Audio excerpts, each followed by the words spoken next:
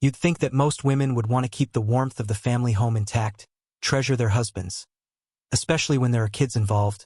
But honestly, I still can't wrap my head around why my wife betrayed our love so easily. We had just moved into our own apartment in April, away from both of our parents. There was a ton of work to do with the renovations, and of course, I was the only one working while my wife stayed home taking care of our 2-year-old twins. A couple of weeks after moving in, we attended a residence meeting, and just like that, I found myself caught up in a new circle of people I hadn't expected. It was Daisy, my wife, who met the woman from the first floor a little earlier than planned. Her name was Emma, and she lived with her daughter and son. She was walking with her grandson near the sandbox when our children noticed each other. They immediately found a common language and soon began to visit each other often. Emma's grandson came to visit us, and my twins came to them. Sometimes she left Arthur, her grandson, with us while she was on urgent trips, and in response, she told Daisy, "If you need help, feel free to leave the twins with me," which, to be honest, Daisy started doing quite often. She told me that she just ran into the supermarket for half an hour and then left for half a day, leaving the children with Emma. She even dropped the children off on the ground floor and returned with treats for Emma's grandson. I still can't tell if this old lady knew about my wife's little secret. And speaking of neighbors, there was also the guy who lived just above us. He wasn't just any guy, he stood out. The whole courtyard was full of successful people with pricey apartments in a nice, newly developed area. But this guy, he was something else. Every evening, he'd jump into a cab, off to party and live it up as if his life was one big, never-ending celebration. Daisy and I even talked about him once. Why does he always take a taxi, though? And why does he have such an expensive car and bike if he's always taking cabs? She wondered. I had my theories.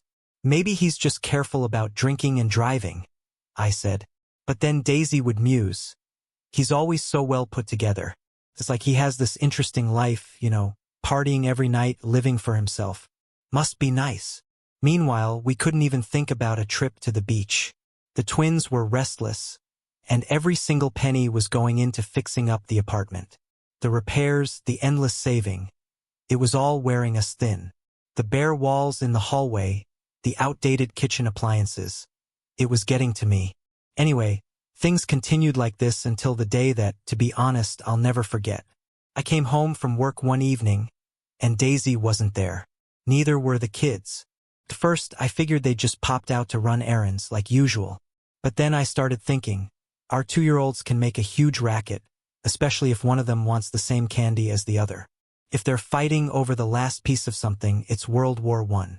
So when I didn't hear the usual noise, I thought, something's off. I called Daisy. Where are you? I'm waiting here. I'm at the store. Be there in a sec. Oh, and honey, can you grab a new razor head? I tossed the old one today but forgot to pick up a new one. Her response was weird. I'll be home in 10 minutes, she said and hung up. I was left standing there waiting. So I made myself some tea, set the table, and buried my face in my phone. Soon enough, the door opened, and my little noisy family poured in. I grabbed the shopping bag from Daisy's hands and went straight for the razor head. But it wasn't there. Oh, I forgot, Daisy said, looking a bit distracted. I don't know, it was hard to tell. She unpacked the groceries, bread, some preserves, the usual stuff, and tossed the empty bag on the windowsill. I just stood there, staring out the window. The weather had been dry for a while, but it had rained a little on my drive home. The bag I'd gotten from Daisy, though, completely dry, and that wasn't right. I stepped into the hallway, and immediately I felt a sense of unease. None of us, neither the kids nor I, had any mud on our shoes. Our clothes were completely dry. But there, hanging by the door, was a folded umbrella. I mean, if all 3 of them had really tried to squeeze under it, they still would have come back with at least a hint of dampness. Something about the whole situation didn't sit right with me. I was starting to worry, but I still couldn't quite figure out what was going on. The kids were too young to tell me anything. Did you guys run between the drops? I asked, half joking. Where did you run to? Daisy looked at me blankly, not really understanding what I meant. I grabbed her hand and led her to the window, pointing to the glass. I just needed her to see. Maybe she'd realize something was off. But the moment she looked outside, her face drained of color. She went completely pale, and I could see her struggling to breathe. My heart skipped a beat. Was something wrong with her heart? She didn't say anything for a while. It looked like she was trying to pull herself together, but she couldn't. Her hands were shaking, and her lips were moving, but I could barely make out her words. And then, as if slowly recovering, she confessed. She came to visit our neighbor on a motorcycle, and not once or twice, but a couple of times a week for at least a month. She left the kids with Emma, telling me she was going to the store, but she didn't do it. She was going to see him to his house. And these trips, when she was away for half an hour, became regular. She even said that she went shopping with the twins in the morning and then left the package in the stroller at the entrance. What do you even call that?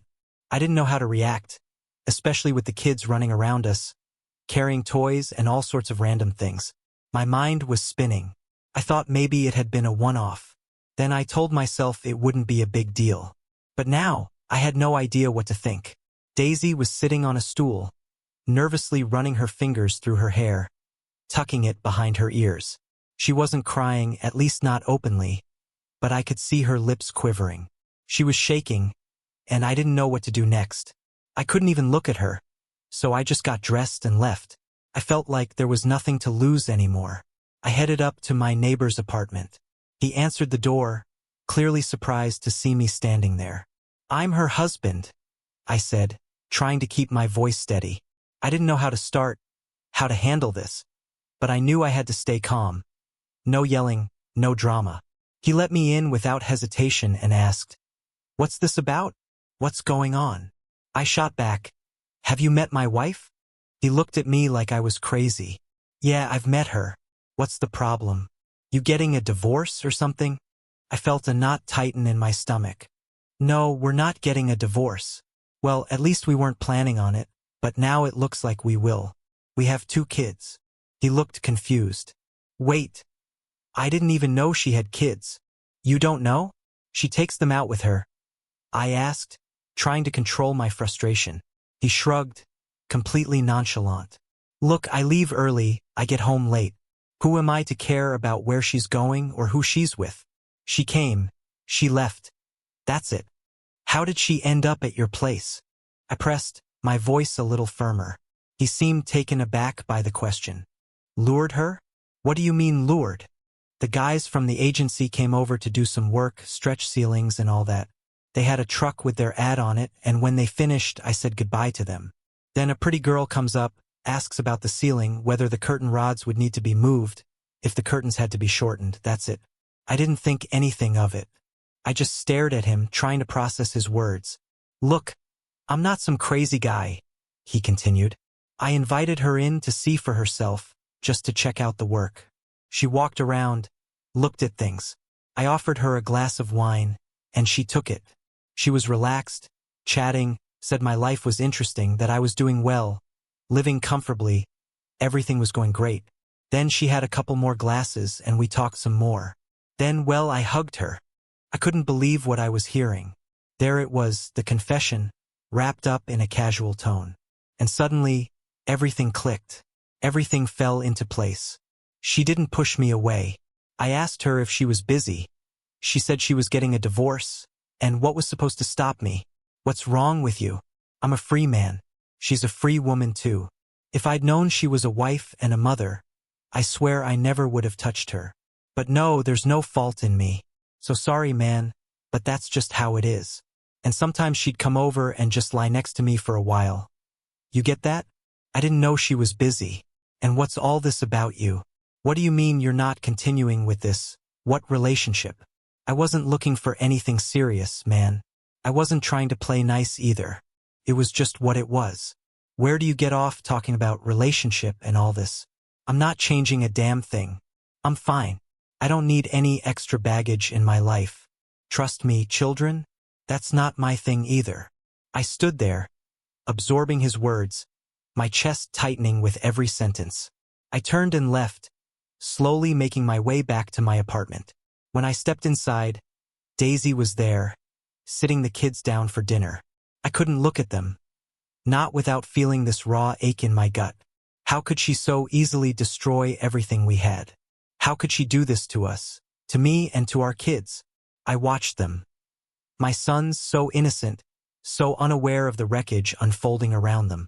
How could I ever live with myself, seeing them only part-time from now on? This is insane. I was ready for a life filled with joy, love, something real. And here I was, caught in the ruins of a relationship I thought would last forever. Couldn't hold back anymore. I couldn't pretend that things would just be okay. What's the point? What's she even worth now, compared to the happiness she's thrown away? I gathered my things in silence and left. Now I'm here, sitting with all this mess and trying to figure out what to do with the apartment. But honestly, the bigger question is what to do with my life.